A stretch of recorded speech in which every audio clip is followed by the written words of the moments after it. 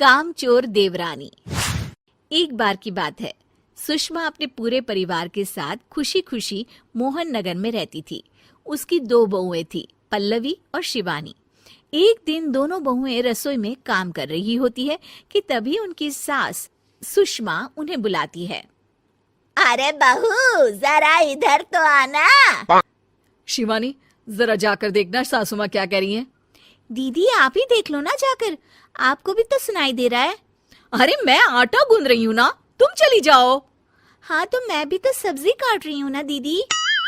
अरे बहू जल्दी आओ। ओह, ये तो जाएगी नहीं, मैं ही जाकर देखती हूँ कि क्या करना है।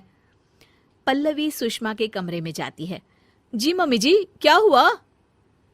शाम को घर पर कुछ मेहमान आने वाले हैं, तो तुम अच्छा सा खाना बना लेना बहू। ठीक है मम्मी जी, आप बता दीजिए क्या क्या बनाना है और कितने लोग आ रहे हैं। सुनील की मौसी जी और उनका पूरा परिवार आ रहा है। कुल मिलाकर 3 लोग और हमें मिलाकर हुए 9 लोग। तो अभी से ही तैयारी करना शुरू कर दो। और हाँ, घर की सफाई भी कर देना, हाँ अच्छे से। जी मम्मी जी, सब काम हो जाएगा, आप चिंता मत कीजिए। पल्लवी शिवानी को घर में मेहमान आने वाले हैं इसके बारे में बताती है। क्या 9 लोगों का खाना बनाना होगा, घर की सफाई करनी है? बाप रे, सासू माँ ने तो हमें घर की नौकरानी ही समझ कर रखा है।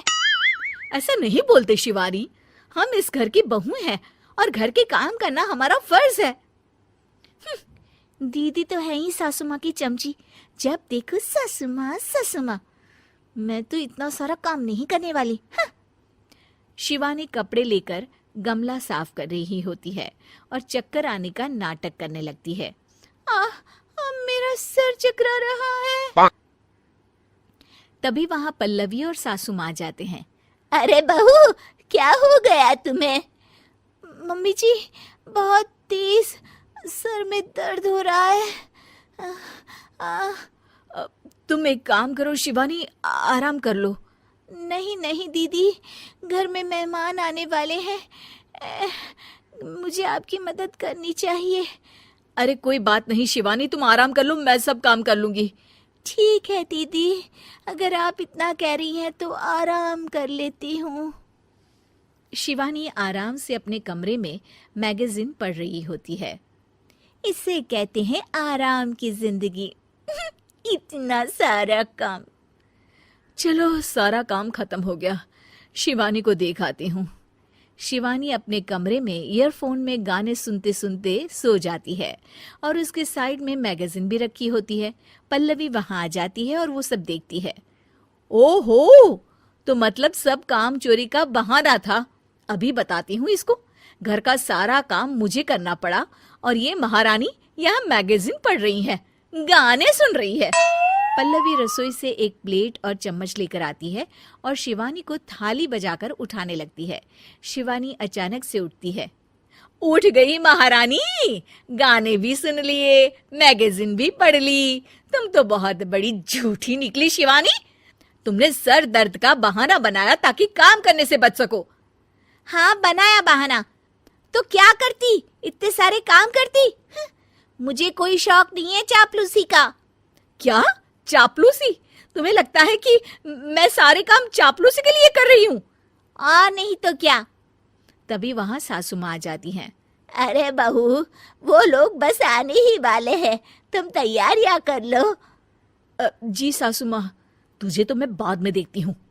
सब खाना खाने बैठते हैं और खाना शुरू करते हैं। तभी सुनील की मौसी बोलती है। वाह भाई वाह, खाना तो बहुत ही अच्छा बना है सुषमा जी, एक एक चीज में क्या स्वाद है। ये सुनकर शिवानी मुंह बना लेती है। उसे अपनी जेठानी की इतनी तारीफ रास नहीं आती। आपकी बहुएं तो बहुत ही अच्छा खाना बनाती हैं। हाँ, बनाती तो दोनों ही अच्छा है, पर आज ना ये सारा खाना बड़ी बहू ने बनाया है।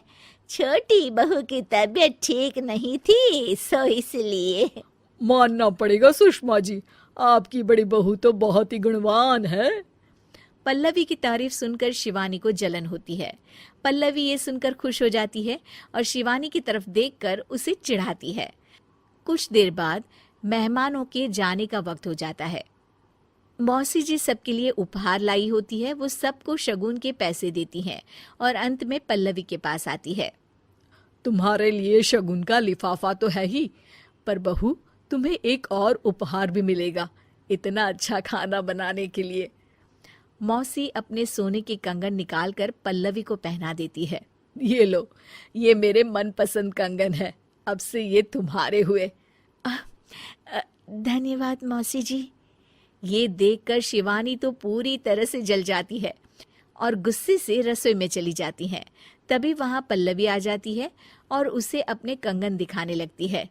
देवरानी जी, अब आपका सर दर्द ठीक तो है ना? मुझे लगता है कि अब सर दर्द शुरू हो गया होगा आपका।